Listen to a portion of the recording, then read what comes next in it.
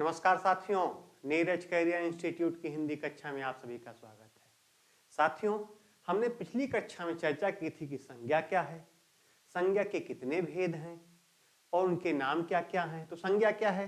संज्ञा किसी व्यक्ति, वस्तु, स्थान अथवा भाव के नाम को संज्ञा कहते हैं। क्या है संज्ञा? संज्ञा किसी व्यक्ति का नाम है, किसी वस्तु का नाम है, किसी स्थान का नाम है, किसी क्या भाव का नाम है। इसे क्या कहेंगे? संज्ञा। और संज्ञा के कितने प्रकार हैं? तो हमने पढ़ा कि संज्ञा के 5 प्रकार हैं। संज्ञा के 5 प्रकार हैं। कौन कौन से प्रकार हैं? व्यक्तिवाचक संज्ञा और जातिवाचक संज्ञा, समूहवाचक संज्ञा, इसके साथ साथ द्रव्यवाचक संज्ञा और 5वां भाववाचक संज्ञा। कौन कौन सा? एक बार फिर से नाम देख लेते हैं, क्लियर कर लेते हैं नाम। पहला है व्यक्तिवाचक, दूसरा जातिवाचक, तीसरा समूहवाचक,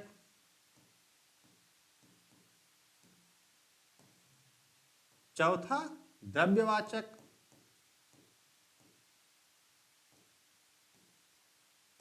और 5वां भाववाचक। इस तरीके से हमने देखा कि संज्ञा के कितने प्रकार हैं। तो संज्ञा के 5 प्रकार हैं। कौन कौन से? व्यक्तिवाचक, जातिवाचक, समूहवाचक, द्रव्यवाचक और भाववाचक। ऐसा कि हमने पिछली कक्षा में चर्चा की थी कि जब हम अगली कक्षा पर आप सबके साथ उपस्थित होंगे तब हम चर्चा करेंगे कि संज्ञाओं में परिवर्तन कैसे होता है। संज्ञाओं में परिवर्तन का आधार, जैसे व्यक्तिवाचक से जातिवाचक में संज्ञा कैसे बदलती है, जातिवाचक से भाववाचक में संज्ञा कैसे बदलती है, इस पर हम चर्चा करेंगे। तो हमारा आज का जो विषय है, आज के जो हमारे प्रकरण है, वो है संज्ञाओं में परिवर्तन के नियम। वे कौन से नियम हैं, वो कौन से तरीके हैं, कौन से आधार हैं जिनके आधार पर, जिनके कारण संज्ञाओं में परिवर्तन होता है। ऐसे देखिए, पहला परिवर्तन, यदि किसी भाववाचक संज्ञा, यदि किसी भाववाचक संज्ञा का बहुवचन बना दिया जाए, कुछ नहीं करना है, केवल जो भाववाचक संज्ञा है उसे आप बहुवचन बना दीजिए, तो क्या हो जाएगी? वह जातिवाचक संज्ञा में बदल जाती है। जैसे जवानी एक भाववाचक संज्ञा है, लेकिन जवानियां बहुवचन हो गया इसका। अब ये क्या हो गया? अब ये हो गया जातिवाचक संज्ञा। कुर्बानी भाववाचक संज्ञा और कुर्बानियां ये हो गया जातिवाचक संज्ञा। उसी तरीके से मेहरबानी, मेहरबानी करके यहां आइए, ये क्या है? यह है भाववाचक संज्ञा। लेकिन मेहरबानियां, तेरी मेहरबानियां, और जो ये मेहरबानियां हुआ, ये क्या हो गया? ये हो गया जातिवाचक संज्ञा। तो हमने इस तरह देखा कि अगर भाववाचक संज्ञा है और उसका बहुवचन कर दिया जाए, और अगर उसका बहुवचन कर दिया जाए तो वह भाववाचक संज्ञा न रहकर वह जातिवाचक संज्ञा हो जाती है। कोई ऐसा शब्द जो भाववाचक संज्ञा का उदाहरण है, अगर उसका हम बहुवचन बना दें तो वह जातिवाचक संज्ञा में परिवर्तित हो जाता है। दूसरा नियम देखिए, दूसरा नियम है जातिवाचक संज्ञा, ये दूसरा नियम है व्यक्तिवाचक संज्ञा से जातिवाचक संज्ञा में परिवर्तन। पहले हमने देखा भाववाचक से जातिवाचक में, अब हम देख रहे हैं कि व्यक्तिवाचक से भाववाचक संज्ञा में कैसे परिवर्तन होता है। जब कोई व्यक्तिवाचक संज्ञा अपने साथ कोई अन्य नाम, देख लीजिए, अपने साथ कोई अन्य नाम लाती है, तो वह अन्य नाम क्या हो जाता है? जातिवाचक संज्ञा का बोध कराता है। जब कोई व्यक्तिवाचक संज्ञा अपने साथ कोई दूसरा नाम लाती है, तो वह जो दूसरा नाम होता है वह किसका बोध कराता है? वह जातिवाचक संज्ञा का बोध कराता है। कैसे? जैसे देखिए, सीमा अपने घर की लक्ष्मी है। सीमा अपने घर की लक्ष्मी है। एक तो ये सीमा हो गया नाम, और एक लक्ष्मी नाम, तो ये तो संज्ञा है ही है, व्यक्तिवाचक संज्ञा। ये एक दूसरा नाम लेकर आई। दूसरा नाम क्या लेकर आई? लक्ष्मी। अब जो लक्ष्मी है ये क्या है? यहां ये यहां व्यक्तिवाचक संज्ञा नहीं है, ये नहीं है व्यक्तिवाचक संज्ञा, ये यहां है जातिवाचक संज्ञा। और सीमा क्या है? सीमा व्यक्तिवाचक संज्ञा है। तो सीमा क्या है? व्यक्तिवाचक संज्ञा, और लक्ष्मी जातिवाचक संज्ञा। जैसे सीमा की जगह पर आप वैसे भी कह सकते हैं कोई दूसरा भी नाम कि वह अपने घर की लक्ष्मी है। लक्ष्मी से तात्पर्य वहां लक्ष्मी किसी व्यक्ति का बोध नहीं करा रहा है, उसका मतलब है कि उसके गुण ढंग अच्छे हैं अपने घर में, वह अच्छे से परिवार के सदस्यों को उनका भरण पोषण करे, उनको संभाल रही है। ठीक, इससे तात्पर्य है। जैसे देखिए दूसरा, रामू बहुत हरिश्चंद्र बनता है। रामू बहुत हरिश्चंद्र बनता है। अब रामू क्या है? रामू व्यक्तिवाचक संज्ञा है। और हरिश्चंद्र, हरिश्चंद्र क्या है? हरिश्चंद्र जातिवाचक संज्ञा है। कैसे? रामू तो एक व्यक्तिवाचक संज्ञा का उदाहरण है, लेकिन हरिश्चंद्र यहां दूसरा शब्द है। हरिश्चंद्र क्या है? इसमें दूसरा शब्द है। यहां हरिश्चंद्र से तात्पर्य किसी व्यक्ति हरिश्चंद्र से नहीं है। यहां हरिश्चंद्र से तात्पर्य किसी सत्यनिष्ठ व्यक्ति से है। क्या है? किसी सत्यनिष्ठ व्यक्ति से है, क्योंकि हरिश्चंद्र यहाँ क्या है? यहाँ हरिश्चंद्र पर्याय है किसी व्यक्ति के सत्यनिष्ठ होने का। इसीलिए यहाँ पर क्या है? हरिश्चंद्र क्या है? हरिश्चंद्र जातिवाचक संज्ञा है, जबकि रामू व्यक्तिवाचक संज्ञा है। तीसरा उदाहरण देखिए, कानपुर को उत्तर भारत का मैनचेस्टर कहा जाता है। अब आप जानते होंगे मैनचेस्टर इंग्लैंड में एक शहर है। मैनचेस्टर कहाँ है? इंग्लैंड में एक शहर है। यहाँ कानपुर में क्या था? यहाँ पर कपड़े का कारोबार, चमड़े का कारोबार ये था यहाँ। तो कानपुर क्या है? कानपुर उत्तर प्रदेश का एक शहर है और मैनचेस्टर वहां का एक शहर है। लेकिन जो खूबियां मैनचेस्टर में हैं वही खूबियां कानपुर में हैं। जो खूबियां इंग्लैंड के मैनचेस्टर शहर में हैं वही खूबियां उत्तर प्रदेश के कानपुर में हैं। इसीलिए कह दिया गया कि कानपुर को इंग्लैंड उत्तर भारत का मैनचेस्टर कहा जाता है। क्या कहा जाता है? कानपुर को उत्तर भारत का मैनचेस्टर कहा जाता है। तो मैनचेस्टर यहां क्या हुआ? मैनचेस्टर जातिवाचक संज्ञा है, यह बोध कराता है। और कानपुर क्या है? कानपुर व्यक्तिवाचक संज्ञा है। तो हमने देखा कि जो व्यक्तिवाचक संज्ञा है अगर अपने साथ कोई अन्य नाम लेकर आता है तो जो अन्य नाम आएगा वो क्या होगा? वह व्यक्तिवाचक संज्ञा का उदाहरण नहीं होगा। नाम तो होगा लेकिन वह व्यक्तिवाचक संज्ञा का उदाहरण ना होकर वह जातिवाचक संज्ञा का उदाहरण होगा। आगे देखिए, अब देखिए तीसरा, जातिवाचक संज्ञा से भाववाचक संज्ञा में परिवर्तन। अभी हमने देखा कि व्यक्तिवाचक से जातिवाचक में कैसे होता था, और हम देखेंगे कि जातिवाचक से व्यक्तिवाचक में कैसे हो जाता है। जातिवाचक संज्ञा का कोई शब्द जब किसी व्यक्ति विशेष के लिए रूढ़ हो जाए, जब किसी व्यक्ति विशेष के लिए रूढ़ हो जाए तो वहां क्या हो जाता है? वहां व्यक्तिवाचक संज्ञा हो जाती है। जैसे गांधी जी, वैसे तो गांधी एक जाति है, लेकिन जब हम कहते हैं गांधी जी तो हमारा तात्पर्य हमारे राष्ट्रपिता महात्मा गांधी से ही केवल होता है और किसी से नहीं होता। सत्य और अहिंसा के पुजारी थे गांधी जी, सत्य और अहिंसा के पुजारी थे। तो यहाँ गांधी जी तो वैसे जातिवाचक संज्ञा है, एक जाति है गांधी, लेकिन यहाँ गांधी जी से तात्पर्य हमारे राष्ट्रपिता महात्मा गांधी जी से ही केवल है। तो यहाँ ये गांधी जी क्या हो गया? गांधी जी व्यक्तिवाचक संज्ञा है, जातिवाचक संज्ञा नहीं है। दूसरा उदाहरण देखिए, सरदार पटेल ने देश की रियासतों का एकीकरण किया। पटेल एक जाति है, सब लोग जानते हैं, लेकिन जैसे ही हम कहते हैं पटेल ने देश की रियासतों का एकीकरण किया, यहां पर पटेल का तात्पर्य लौह पुरुष सरदार वल्लभ भाई पटेल से है। हमारे देश के पहले गृह मंत्री सरदार वल्लभ भाई पटेल से तात्पर्य है, क्योंकि उन्होंने बंटवारे के बाद, भारत पाकिस्तान के बंटवारे के बाद देश की रियासतों का एकीकरण किया था। तीसरा, कोहली ने आज फिर शतक लगाया।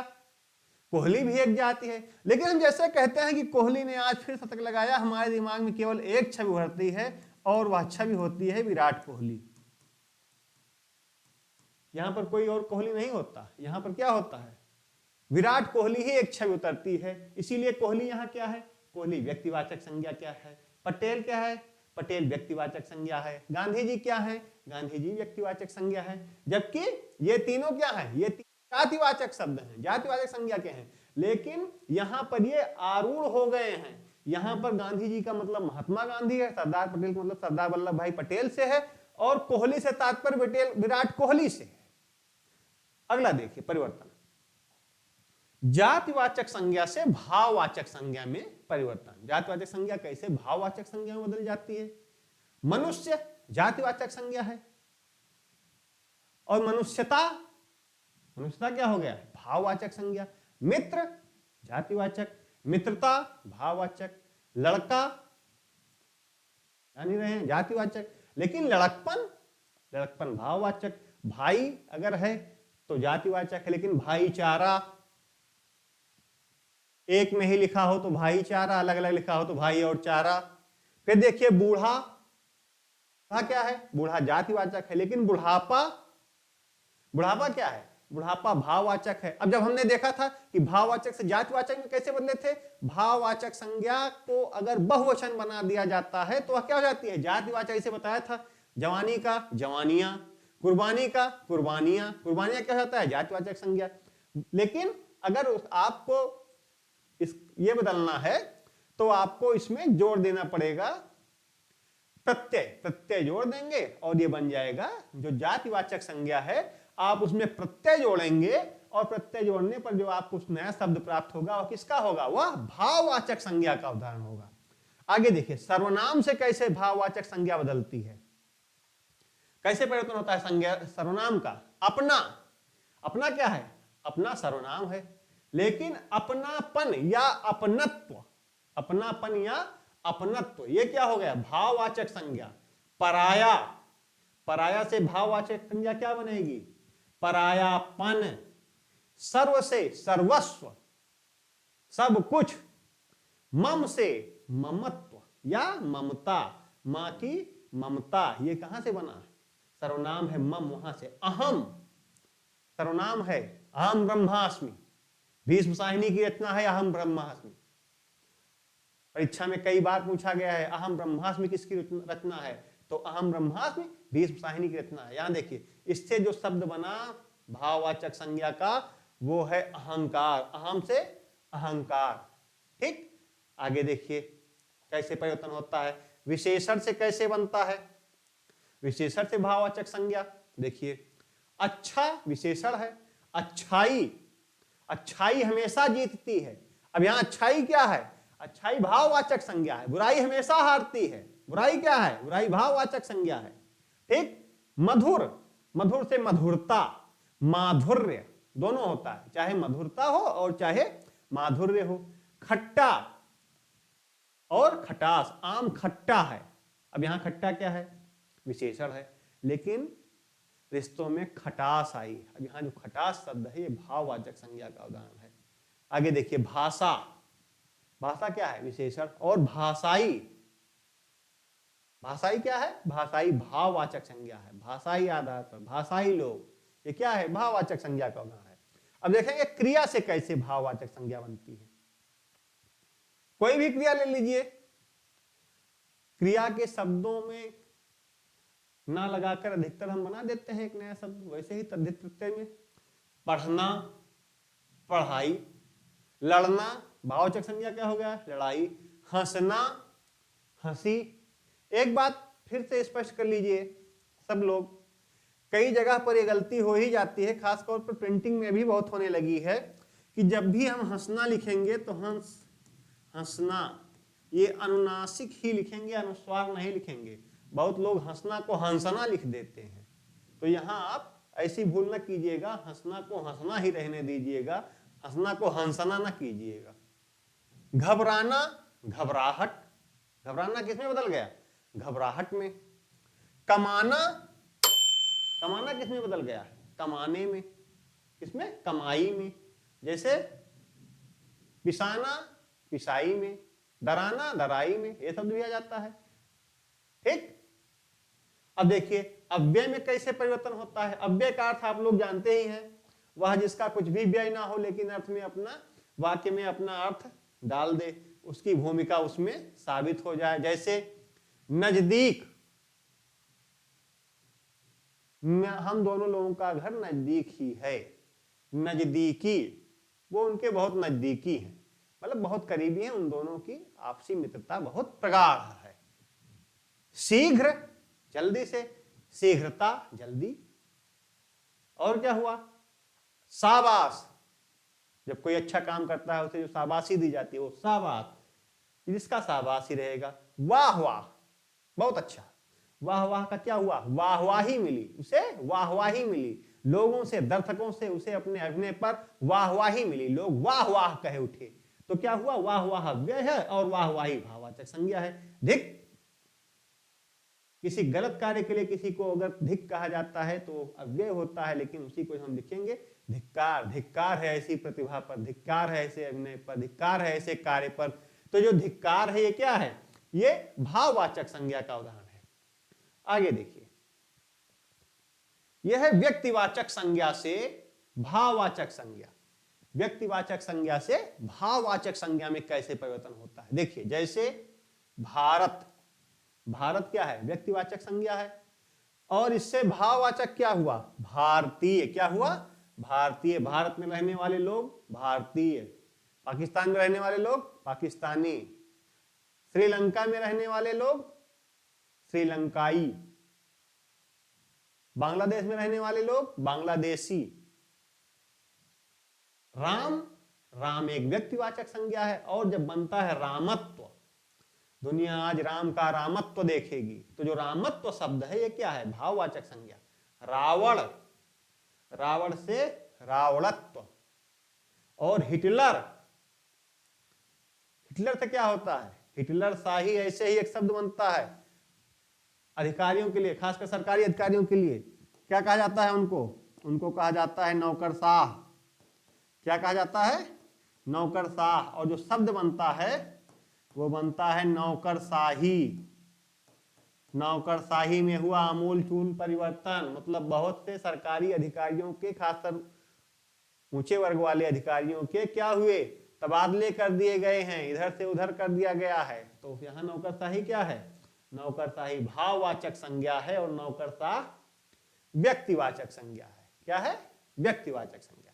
तो इस तरीके से हमने देखा कि विभिन्न संज्ञाओं में कैसे परिवर्तन होता है, और संज्ञाओं के साथ साथ ही विशेषण से, क्रिया से, सर्वनाम से कैसे हम भाववाचक संज्ञा बनाते हैं। हम ये देख ही चुके हैं कि व्यक्तिवाचक संज्ञा से भाववाचक संज्ञा कैसे बनती है, व्यक्तिवाचक संज्ञा से जातिवाचक संज्ञा कैसे बनती है, जातिवाचक संज्ञा से व्यक्तिवाचक संज्ञा कैसे बनती है, जातिवाचक से भाववाचक संज्ञा कैसे बनती है। इन सब का हमने आज अध्ययन किया। तो इस तरीके से हमने देखा कि कुछ परिवर्तन के साथ, कुछ में प्रत्यय लगाकर हम एक नए शब्द का जो निर्माण करते हैं, वह अपना पुराना शब्द, पुरानी संज्ञा का उदाहरण न रहकर एक नई संज्ञा का उदाहरण हो जाता है। तो हम अपनी आज की क्लास को यहीं विराम देते हैं। अगली क्लास में, अगली कक्षा में, अगले वीडियो में एक नए प्रकरण के साथ आप सबके साथ पुनः उपस्थित होंगे। तब तक के लिए आप सभी को नमस्कार।